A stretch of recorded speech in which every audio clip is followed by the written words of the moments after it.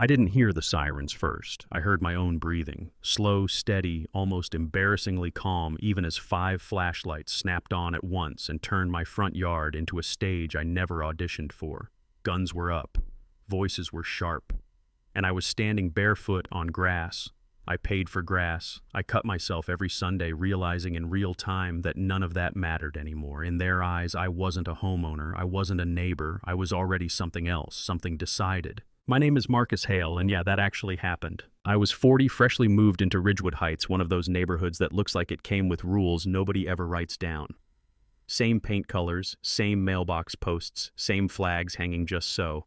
People smile, but it's the kind of smile that doesn't invite conversation. You know what I mean? The kind that says, I see you without ever saying welcome. Buying that house took everything I had, not just money, but patience. Lenders who suddenly re-ran the numbers, realtors who were friendly until they weren't. One woman finally said the quiet part out loud, leaning across a cafe table like she was passing a secret. They don't really want people like you settling there, people like you. I nodded, thanked her, went home, and raised my offer, because I was done asking permission to exist in places I could afford. Moving day felt less like a celebration and more like a background check. Curtains moved, phones came out. An older guy across the street photographed the moving truck like he was documenting a crime scene. When I walked over and stuck my hand out, he turned his back. No words, just silence. By evening, the HOA president showed up with a clipboard and a fine about the truck being parked wrong. He didn't look at me either. I told myself it was nothing. I'd seen worse. I'd lived worse. Growing up, you learn how to swallow moments like that. You learn to keep moving. And I did. What nobody in Ridgewood Heights knew was that I'd spent most of my adult life dealing with abuse of authority just from the inside. I didn't talk about work. I didn't advertise it. But habits stick. I installed cameras, some obvious, some hidden. Not because I was paranoid, but because I knew how quickly a narrative can form when nobody's recording. A few weeks later, I got called out of town unexpectedly. Urgent. 4 days. When I came back, it was late, close to 10. The neighborhood was quiet in that way that feels intentional.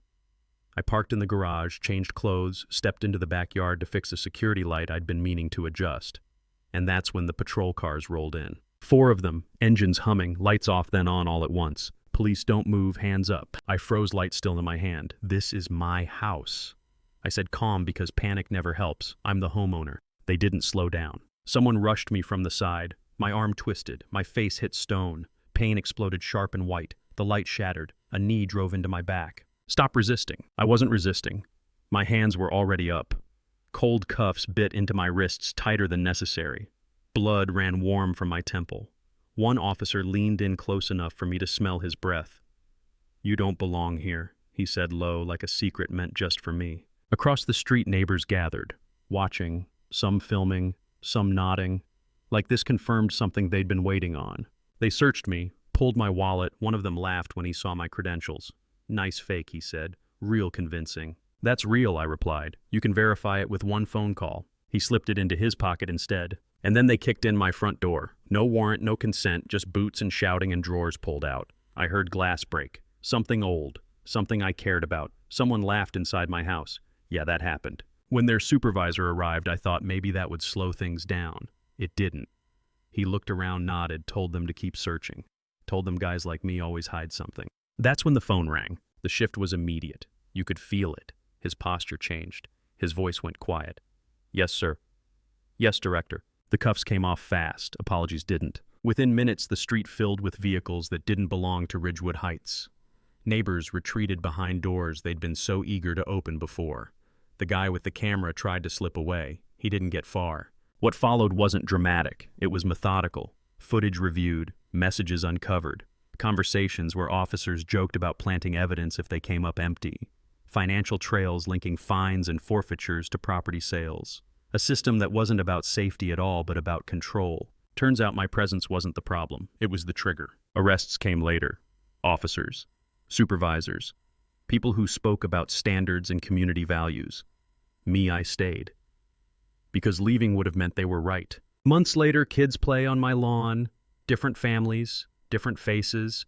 Some neighbors still don't wave. That's fine. Justice doesn't need their approval. Here's what I want to know. If this could happen to someone prepared, documented, trained, what happens to the people who aren't? Were those officers just doing their jobs or doing what they thought they could get away with? You tell me. Drop a comment.